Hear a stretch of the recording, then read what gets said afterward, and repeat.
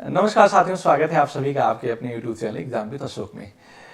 आज हम लोग डिस्कस करेंगे कि यूपीपी कांस्टेबल की जो वैकेंसी आई है उसमें क्या क्या सिलेबस है, कौन से सब्जेक्ट रहेंगे, कितने क्वेश्चन आएंगे, कितने टाइप का पेपर होगा, कितने मार्क्स के होंगे, नेगेटिव मार्किंग है या नहीं है, मतलब सारी चीज़ों पर डिस्कस करेंगे। किस किस सब्जेक्ट में कौन कौन से टॉपिक है, जैसे रीजनिंग की बात करें तो कौन कौन से टॉपिक आएंगे। अगर मैं, क्योंकि आपने आशा करते हैं कि आप लोगों ने फॉर्म भर दिया होगा, ज़्यादातर बच्चों ने, जिनका सर्टिफिकेट वगैरह का मामला होगा वो नहीं भरे हैं तो ठीक है, लेकिन आप कोई भी जब एग्जाम देने से पहले सबसे पहले आपको ये जानना होता है कि पढ़ना क्या है और सिलेबस है क्या।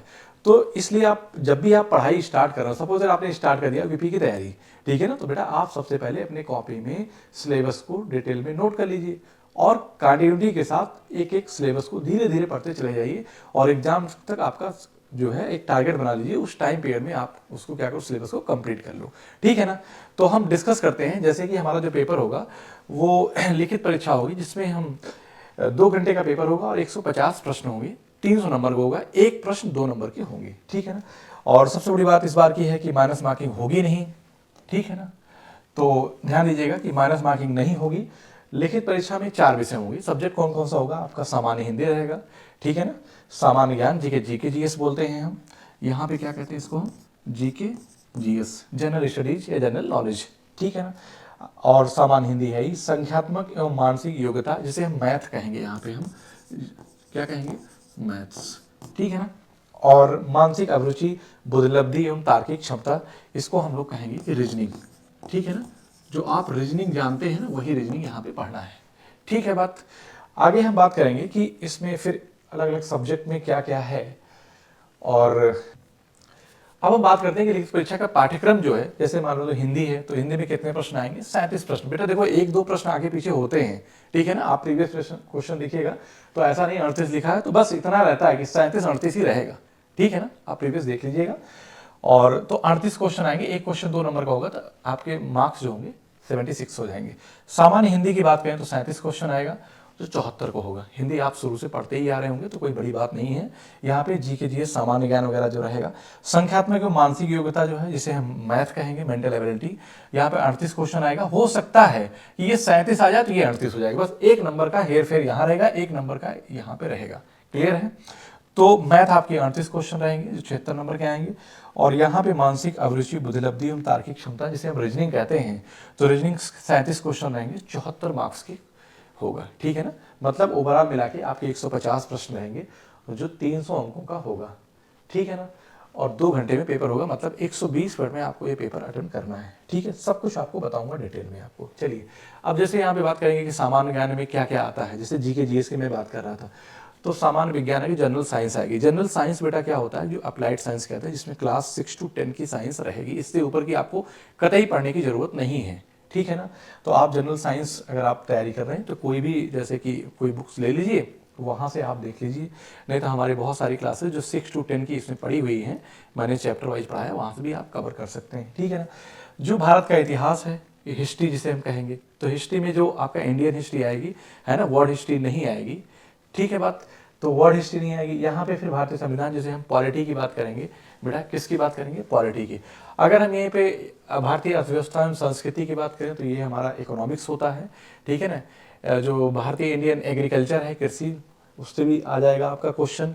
वाणिज्य एवं व्यापार, जनसंख्या, है ना, एक क्वेश्चन यहाँ से तो आना फिक्स है, पॉपुलेशन से। और पर्यावरण एवं नगरीकरण, तो आप ये मान लीजिए कि आपके प्रश्न, जैसे आज की डेट में कोई भी एग्जाम बेटा हो रहा है तो पर्यावरण से क्वेश्चन आता ही आता है, ठीक है ना। जनसंख्या से आएगा ही आएगा क्वेश्चन, लेकिन एक एक क्वेश्चन आएंगे, क्योंकि आपको पता है कि अगर 38 क्वेश्चन आना है तो भाई यहीं से सारे से आएंगे। फिर भारत का भूगोल तथा विश्व भूगोल और प्राकृतिक संसाधन। याद रखिएगा कि जब हम लोग इतिहास पढ़ेंगे तो सिर्फ और सिर्फ भारतीय इतिहास पढ़ेंगे, लेकिन भूगोल की यहाँ पे बात की गई है सिलेबस में, तो विश्व का भूगोल और भारत का भूगोल एवं प्राकृतिक रसायन संसाधन जो भी है, ठीक है, ये रहेगा। उसके बाद यूपी की शिक्षा, मतलब कि यूपी स्पेशल आपको पढ़ना रहेगा कि संस्कृति जो भी यहाँ पे है, सामाजिक प्रथाएं जो हैं, संबंध में विशिष्ट जानकारी, मतलब आप कह दीजिए कि यूपी स्पेशल आपको यहाँ पे पढ़ना है। यूपी में राजस्व जो भी है, ठीक है, पुलिस में सामान्य प्रशासनिक व्यवस्था, मानवाधिकार, आंतरिक सुरक्षा था, आतंकवाद, इसको लेकर आपको पढ़ना रहेगा। फिर भारत और उसके पड़ोसी देशों के बीच संबंध कैसे हैं, ये भी आपको पढ़ना रहेगा। राष्ट्रीय तथा अंतर्राष्ट्रीय महत्व के जैसे समसामयिक विषय, राष्ट्रीय तथा अंतर्राष्ट्रीय संगठन, ये आप मान लीजिए कि ये आपका क्या है, ये करंट है बेटा। ये वाला जो टॉपिक है वो करंट अफेयर है, ठीक है ना। और करंट अफेयर जो होगा, करंट अफेयर, और कम से कम आप मान लीजिए कि 1 साल का करंट अफेयर आपको पढ़ना है, 1 साल का करंट अफेयर पढ़ना है, ठीक है। पेपर की डेट अभी है नहीं, तो ये मान लीजिए कि आप अभी से करंट अफेयर डेली पढ़ना शुरू करिए, मंथली मैगजीन खरीदिए और आप वहां से पढ़ना शुरू करिए। साइबर क्राइम आ जाएगा, जो पुलिस से रिलेटेड होता है, वस्तु एवं सेवा कर, जो जीएसटी वगैरह की बात होती है ना, गुड्स एंड सर्विसेज टैक्स में, वो भी पढ़ना रहेगा। पुरस्कार एवं सम्मान, ये आपका ना इसमें आ जाता है, ये आपका करंट अफेयर में रहेगा कि आपको जो पुरस्कार एवं सम्मान किसको किस कहीं कहीं किसी तो नहीं, किसी किसी महीने में किसको कौन सा पुरस्कार मिला, जैसे नोबेल वगैरह होता है ना, तो ये सारे पुरस्कार हैं। अब देशों की राजधानी और मुद्राएं, तो अलग अलग देश की जो राजधानी है, हालांकि यहाँ पे आपको स्टेट जब पढ़ेंगे ना तो स्टेट की राजधानी देख ही लेना है। फिर करेंसी की बात करेगा, कौन कौन से देश में, जो भारत में जैसे रुपये चलता है, ठीक है, अलग अलग देश में कैसे कैसे कौन कौन सी मुद्राएं हैं। महत्वपूर्ण दिवस आपको पढ़ना होगा। अनुसंधान एवं खोज है ना, जैसे कि अलग अलग जो संस्थान हैं उनकी खोज किसने किया, और पुस्तक और उनके लेखक पुस्तकों के बारे में पढ़ना रहेगा, जो मंथली भी आती हैं। आप जब मंथली करंट अफेयर पढ़ेंगे तो ये सारा जितने टॉपिक हैं, सोशल मीडिया, कम्युनिकेशन, ये जितने भी टॉपिक यहाँ से हैं, आपको अलग से कुछ नहीं पढ़ना। बस आप करंट अफेयर जब पढ़ेंगे ना बेटा, जब करंट अफेयर पढ़ेंगे तो उसी में ये सारा टॉपिक कवर हो जाएगा। तो ये नहीं कि आपको एक एक चीज़ उठा के पढ़ना, नहीं, आप करंट अफेयर मंथली जब पढ़ेंगे तो ये सारी चीज़ें उसमें कवर हो जाएंगी। बात समझ में आ गया कि नहीं गया? तो इसके लिए स्ट्रेटजी क्या होगी, कम से कम 1 घंटे डेली पढ़ना है। अभी से क्या करना है, डेली अभी से 1 घंटे पढ़ना है, ठीक है ना। आगे चलते हैं। फिर उसने कहा सामान्य हिंदी में क्या क्या रहेगा, यहाँ पे हम बात करेंगे हिंदी व्याकरण का मौलिक ज्ञान, ठीक है ना। अगर यहीं पे मौलिक ज्ञान की बात करें बेटा, तो हिंदी वर्णमाला, जो आपका व्याकरण वाला पोर्शन आ रहा है, देखो ध्यान से, तो पूरा व्याकरण आ जाएगा यहाँ पे। जैसे कि ये वर्णमाला हो गया, तत्सम तद्भव हो गया, पर्यायवाची हो गया, विलोम हो गया। देखो ये ना, ये किसी एक टाइम में पढ़ के नहीं आता, क्योंकि इसी कोई लिमिट नहीं है पर्यायवाची और विलोम की। बस आपको ना धीरे धीरे धीरे धीरे प्रैक्टिस करना है, इसमें बहुत जोर डालने की जरूरत नहीं है ना। ये अनेकार्थक, मतलब कि वो वन क्या बोलते हैं उसे हम, एक के कई अर्थ जो निकलते हैं ना, उसे अनेकार्थक। वाक्यांशों के स्थान पर एक शब्द, वन वर्ड सब्स्टिट्यूशन जिसे बोलते हैं यहाँ पे, तो ये आपके लिए बहुत आसान होगा, ये बहुत आसान होगा, है ना। और समरूपी भिन्नात्मक शब्द यहाँ पे, जैसे कि एक जैसे अलग अलग शब्द एक ही जैसे क्या होंगे, उनको पढ़ना। अशुद्ध वाक्यों को शुद्ध बनाना करना, तो आपकी जब ग्रामर ठीक रहेगी, मतलब व्याकरण सही रहेगा, तो आप इसको कर ही लेंगे। लिंग वचन कारक, ये तो व्याकरण में आ ही जाएगा। विशेषणाम, विशेषण, क्रिया, काल, वाच्य, अव्यय, उपसर्ग, प्रत्यय, संधि, समास, विराम चिन्ह, मुहावरे एवं लोकोक्तियां, रस, छंद, अलंकार। मतलब कहने का है कि आप विश्वास मानिए कि अगर आपने कंटिन्यू 1 महीने पढ़ लिया तो पूरा सिलेबस कवर कर लेंगे, क्योंकि इस पढ़ने से लेकिन कुछ होगा नहीं, क्योंकि जितनी ज़्यादा आप प्रैक्टिस करेंगे तभी आप क्वेश्चन कर पाएंगे, अदरवाइज कन्फ्यूजन बहुत हो जाता है, ठीक है ना बात। अब यहाँ पे अपठित बोध होगा, जैसे कि जो पैराग्राफ वगैरह होता है, यहाँ पे प्रसिद्ध कवि जो आपसे पूछता है कि कौन से कवि वगैरह है, तो ये चीज़ें क्या होती है ना, थोड़ा हार्ड होती है, तो बहुत ज़्यादा इसे फोकस करने की जरूरत नहीं, क्योंकि रचनाएं हैं, ठीक है ना। अब रचनाओं की बात करें तो, क्योंकि आप ना टीजीटी पीजीटी की प्रिपरेशन नहीं कर रहे हैं, आप धीरे धीरे थोड़ा थोड़ा करके इन चीज़ों को याद करिए, लेकिन आपका फोकस व्याकरण पे होना चाहिए, ठीक है ना। हिंदी भाषा में पुरस्कार, ये तो इंपॉर्टेंट है कि हिंदी भाषा में पुरस्कार वगैरह किसको मिला है, तो वो आपको अलग से पढ़ने को मिल जाएगा। और फिर विविध प्रश्न आते हैं जो हिंदी से संबंधित है, ठीक है ना, बात समझ में आ गई होगी, आशा करते हैं। चलते हैं अगले सब्जेक्ट पे। उसमें क्या बताया है इन्होंने, जैसे कि आप संख्यात्मक एवं मानसिक योग्यता, ये क्या है, ये मैथ है, मेंटल एबिलिटी है। अब मेरी बात ध्यान से समझिएगा, जो आपको हम यहाँ पे अपने चैनल पे एग्जाम विद अशोक, जो हमारा चैनल है, यहाँ पे हम ये पूरा कंप्लीट हम आपको डिस्कस करेंगे। कैसे, अभी तो हम स्टार्ट करेंगे बहुत जल्दी कि रीजनिंग और मैथ की हम प्रैक्टिस करा देंगे, और मान चलो कि 20-25 सेट कम से कम करा देंगे। उसके बाद फिर आपको हम चैप्टर वाइज जो भी कंसेप्ट रहेगा उससे डिस्कस कर लेंगे, ठीक है ना। तो जैसे यहाँ पे बात किया है कि नंबर सिस्टम, संख्या पद्धति है पहला टॉपिक। फिर सिंप्लीफिकेशन, याद रखना कि नंबर सिस्टम में ही सिंप्लीफिकेशन आ जाता है, और दशमलव और भिन्न उसी में आ जाता है, ठीक है ना। हाईएस्ट कॉमन फैक्टर उसी में आ जाता है, रेशियो। अब इसका मतलब हुआ कि अगर आपने नंबर सिस्टम पढ़ लिया, बेटा मेरी बात ध्यान सुना, अगर आपको मैथ अच्छी करना है, अगर मैथ में आपकी स्पीड अच्छी हो जाए, मैथ आपको अच्छी से आ जाए, तो आप कुछ भी पढ़ने से पहले पहले नंबर सिस्टम पढ़ो, क्योंकि यही बेस है। आपको नंबर के ही बारे में नॉलेज नहीं है तो आगे आप कुछ कर नहीं पाओगे, चाहे जितनी ताकत लगा दो, ठीक है ना। तो सबसे पहले क्या करोगे कि नंबर सिस्टम पढ़ोगे, तो इस नंबर सिस्टम में आपका ये सारा टॉपिक आ जाएगा। फिर आपका आता है रेशियो एंड प्रोपोर्शन। अब आप मेरी बात ध्यान से, जो भी जितने भी अर्थमेटिक के टॉपिक हैं आज की डेट में, अगर आपको रेशियो प्रोपोर्शन नहीं आता है तो आगे सवाल आप नहीं कर पाएंगे, आपकी स्पीड अच्छी नहीं होगी, ठीक है ना। क्योंकि हम लोग बेसिक मेथड से सवालों को इतना टाइम होता नहीं, अरे भाई 120 मिनट में 150 क्वेश्चन करना है, ठीक है ना। 150 मतलब एक क्वेश्चन के लिए 1 मिनट नहीं मिल रहा है। आप अंदाजा लगाइए, आप सवाल लगा लेना बहादुरी नहीं है, सवाल कम समय में और एक मतलब कि अच्छी एक्यूरेसी के लगाना यही इंपॉर्टेंट है। सिलेक्शन में यही सब कुछ निर्धारित करेगा, ठीक है ना, कि एक्यूरेसी और स्पीड। स्पीड तो है पता, एक्यूरेसी नहीं है तो सब बेकार, ठीक है। चलते हैं, अब आपको रेशियो प्रोपोर्शन आ गया तो आपको परसेंटेज आना चाहिए। अगर ये दो बातें आ गई तो फिर आपकी अर्थमेटिक अच्छी हो जाएगी। फिर प्रॉफिट एंड लॉस की बात कर रहा है, डिस्काउंट, छूट, सिंपल इंटरेस्ट, इसे साधारण ब्याज कहते हैं। जब आपको रेशियो एंड प्रोपोर्शन आ जाएगा, परसेंटेज आएगा, तो सिंपल इंटरेस्ट और कंपाउंड इंटरेस्ट मतलब चक्रवृद्धि ब्याज दोनों आ जाता है आराम से, ठीक है ना। पार्टनरशिप की बात करें तो बहुत इंपॉर्टेंट है, जो पुलिस एग्जाम के लिए पार्टनरशिप के एक सवाल, 1 से 2 सवाल आना ही आना है, 2 नहीं लेकिन 1 तो पक्का आएगा, ठीक है। अगर एवरेज की बात करें तो एवरेज भी एक ऐसा टॉपिक है जो किसी भी एग्जाम से छूटता नहीं है, तो अच्छे से पढ़ के जाना है यहाँ पे आपको। फिर टाइम एंड वर्क है, बहुत आसान टॉपिक है, फिर भी अच्छे से पढ़ने की जरूरत है, ठीक है। टाइम, स्पीड, डिस्टेंस, यहाँ पे समय और दूरी हो जाएगा। यूज टेबल एंड ग्राफ, सारणी और ग्राफ का प्रयोग। बेटा ये जो है इसे हम डेटा हैंडलिंग बोलते हैं, ठीक है ना, डीआई। जैसे आपने जब पेट का पेपर दिया होगा तो वहाँ पढ़ा होगा डेटा इंटरप्रिटेशन जो आता है डीआई वाला, है ना, तो डाटा हैंडलिंग जिसे बोलते हैं। तो यहाँ पे अगर सारणी और ग्राफ का प्रयोग करके आपको क्या करना होगा, वहाँ से क्वेश्चन निकालने होंगे, ठीक है ना। ये इंपॉर्टेंट है, बच्चे डरते हैं पर ऐसा कुछ है नहीं, हम अपने चैनल पे इसको अलग से पढ़ाएंगे, डीआई, ठीक है ना। अब यहीं पे बात करेंगे मेंसुरेशन की। तो मेंसुरेशन आपका जो, जिसमें मेंसुरेशन 2D और 3D दोनों आ जाता है, ठीक है। एक एक क्वेश्चन दोनों से आना ही है, जैसे एक कहाँ से आएगा, एक 2D से आएगा तो एक 3D से आ जाएगा, क्लियर है बात। तो 2 डायमेंशनल और 3 डायमेंशनल। और फिर arithmetical computation and the other analytics, जैसे कि फंक्शन, अंगणितीय संगणना एवं अन्य विश्लेषणात्मक कार्य, जैसे कि आपको और भी कुछ ऐसे आ जाते हैं पर इस पर कोई अलग से नहीं पढ़ना है आपको, यहीं से आप देखिए। जैसे कि चूंकि पुलिस का है, ठीक है ना, तो आप इसको फोकस ना करके, क्योंकि इतना टॉपिक आप क्लियर करेंगे इसी के अंदर आ जाएगा। फिर विविध की बात कर रहा है यहाँ पे, विविध, तो मतलब विविध का मतलब है कि मिसलेनियस 1-2 क्वेश्चन अलग टॉपिक से जो बच गए हैं ना उसी में आ जाएंगे। आगे बात कर रहा है कि लॉजिकल डायग्राम, तार्किक जो आरेख हैं, ठीक है ना, और सिंबल रिलेशन, इंटरप्रिटेशन, संकेत संबंध। फिर उसके बाद कह रहा है कि परसेप्शन टेस्ट, प्रत्यक्ष ज्ञान बोध, वर्ड फॉर्मेशन, शब्द रचना परीक्षण, ठीक है ना। अब मेरी बात ध्यान समझिएगा कि उसने क्या कहा कि संख्यात्मक एवं मानसिक योग्यता, तो यहाँ पे मेंटल एबिलिटी आपकी चेक की जा रही है, ठीक है ना। तो मेंटल एबिलिटी एक्चुअल में है ये जो लॉजिकल डायग्राम जो होगा, तार्किक आरेख, ये आपको रीजनिंग में भी पढ़ने को मिलेगा, ठीक है ना। हालांकि यहाँ पे इसने मैथ में दे रखा है लेकिन पढ़ने को मिलेगा। जैसे कॉमन सेंस टेस्ट है, व्यवहारिक ज्ञान, और क्या करें, वर्ड एंड अल्फाबेटिकल एनालॉजी, तो ये सारे टॉपिक इसके हैं, रीजनिंग के हैं बेटा, ठीक है ना। लेटर एंड नंबर सीरीज, अक्षर और संख्या श्रृंखला, वर्ड फॉर्मेशन टेस्ट, शब्द रचना बोध परीक्षण, परसेप्शन टेस्ट, प्रत्यक्ष ज्ञान बोध, ठीक है ना। उसके बाद डायरेक्शन सेंस टेस्ट, दिशा ज्ञान परीक्षण हो जाएगा। लॉजिकल इंटरप्रिटेशन ऑफ डेटा, आंकड़ों का तार्किक विश्लेषण, ये भी डीआई ही है, क्लियर है बात।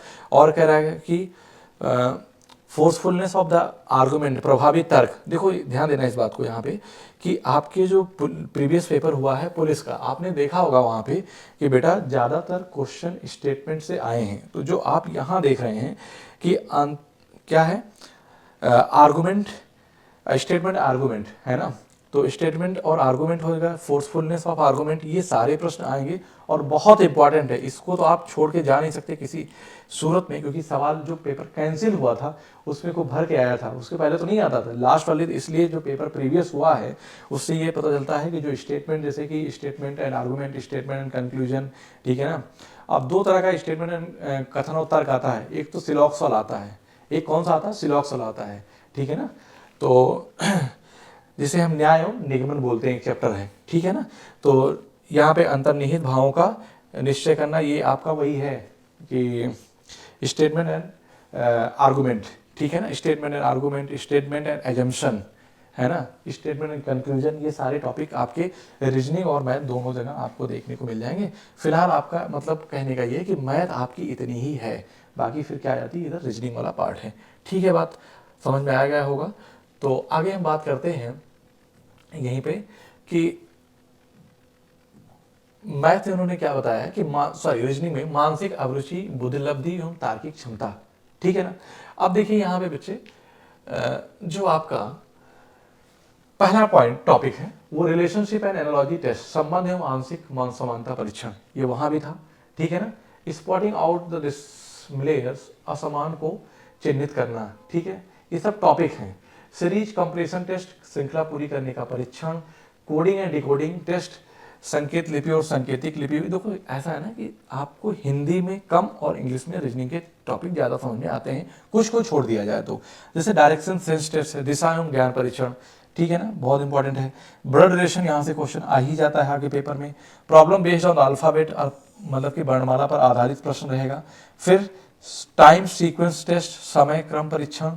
उसके बाद Venn diagram and chart type test, तो वेन आरेख और पाई चार्ट मतलब कि चार्ट संबंधी परीक्षण रहेगा, ठीक है। फिर मैथमेटिकल एबिलिटी टेस्ट हो जाएगा, गणितीय योग्यता परीक्षण। अरेंजिंग इन ऑर्डर, तो क्रम में व्यवस्थित करना, जैसे कोई शब्द दिया रहेगा या ऐसे को क्या करना होगा, मुझे अरेंज करना। एनालॉजी जिस समरूपता कहेंगे, सिमिलरिटी समानता, और डिफरेंसेस विभिन्नता, ठीक है ना, ये हमें यहाँ पे पढ़ना होगा। कहाँ पे, रीजनिंग में। स्पेस विजुअलाइजेशन की बात करें तो खाली स्थान भरना होगा, जैसे दिया रहता है कि ए बी बी बी ऐसे करके डॉट डॉट रहता है, तो वो खाली स्थान भरना होता है। प्रॉब्लम सॉल्विंग, समस्या का समाधान, और एनालिसिस, जजमेंट, विश्लेषण, निर्णय, डिसीजन मेकिंग। देखिए निर्णयात्मक क्षमता खूब आया था पेपर में, है ना, तो ये इंपॉर्टेंट है डिसीजन मेकिंग। क्यों, क्योंकि आप जब पुलिस बन जाते हैं, कोई घटना हो गई, ठीक है ना, तो आप क्या डिसीजन लेंगे, इसलिए आपकी मेंटल एबिलिटी को चेक करता है, रीजनिंग एबिलिटी को। आप उसमें कौन सी टेक्निक का इस्तेमाल करेंगे, क्या करेंगे आप, तो ये पूछता है, इसी से व्यवहारिक प्रश्न आते हैं पेपर में। विजुअल मेमोरी, दृश्य स्मृति हो जाएगा, है ना। और डिस्क्रिमिनेशन मतलब भेदभाव जो करते हैं, तो जैसे आप एज ए जो मतलब कि पुलिस, आप जिस भी विभाग में रहेंगे, चाहे सिविल ना हो चाहे पीएससी में हो, तो आप डिस्क्रिमिनेशन तो नहीं करेंगे, तो उन चीज़ों के बारे में आपको यहाँ पे लॉजिकल रीजनिंग में हमें तार्किक क्षमता में पढ़ना है। ऑब्जर्वेशन की बात करें तो पर्यवेक्षण है, रिलेशनशिप संबंध, कंसेप्ट अवधारणाएं हैं, तो अर्थमेटिकल रीजनिंग अंगणितीय तर्क हैं, ठीक है ना। वर्बल एंड फिगर क्लासिफिकेशन, शब्द और आकृति वर्गीकरण रहेगा। अर्थमेटिकल नंबर ऑफ सीरीज, अंगणितीय संख्या श्रृंखला।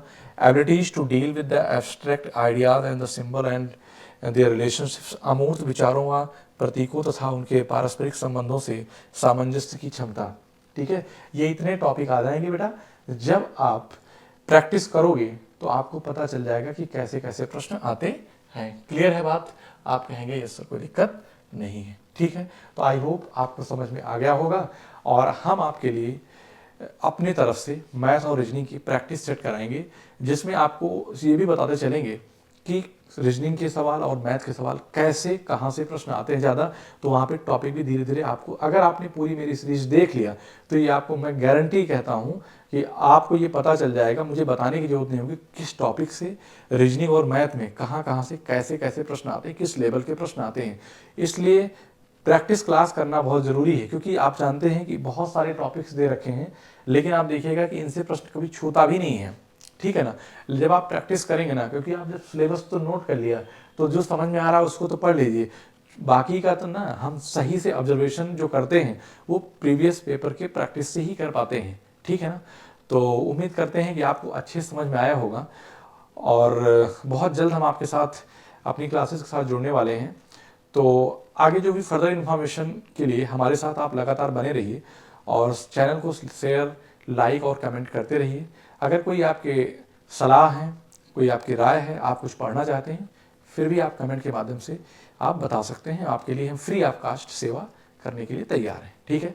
आप सभी को अग्रिम बधाई, और आप अपने मकसद में कामयाब हों, आप सफल हों, और हार्डवर्क करिए और कंटिन्यूटी के साथ करिए। आप थोड़ा थोड़ा ही पढ़िए, लेकिन ऐसा नहीं कि आप एक दिन में 4 घंटे पढ़ लिया फिर अगले दिन आप सो गए, ऐसा नहीं। आप 2 ही घंटे पढ़िए, छोटा छोटा टारगेट बनाइए और पढ़ते हुए चले जाइए, क्योंकि अभी एग्जाम की डेट आई नहीं है और कोई बहुत बड़ी चीज़ नहीं है। अगर आपने कंटिन्यूटी के साथ पढ़ लिया, मैं बता दूं आज की मेरा जो एक्सपीरियंस कहता है कि जो बच्चे आज के डेट में सिलेक्शन ले रहे हैं और जो नहीं ले पा रहे हैं, डिफरेंस ये है दोनों में कि जिनके पास तो कंटिन्यूटी है, भले मतलब कहने का वो बच्चा नौकरी पा रहा है जो लेबोरियस है, मतलब जो लगातार बना हुआ है। आपको लगता है कि मेरा जो दिमाग, मतलब मेरी मैथ अच्छी है, मेरी रीजनिंग अच्छी है, मेरी हिंदी अच्छी है, फिर भी अच्छी है तो कुछ नहीं, आप बार बार पढ़िए, बार बार प्रैक्टिस करिए, ठीक है ना। तो हमारी प्रैक्टिस क्लास से जुड़िए, आपको हम सब कुछ वहाँ बताएंगे कैसे कैसे क्वेश्चन आते हैं। तो आज के लिए इतना ही। Thank you so much. मिलते हैं हम आगे की इन्फॉर्मेशन और क्लास को लेकर, ठीक है। Thank you.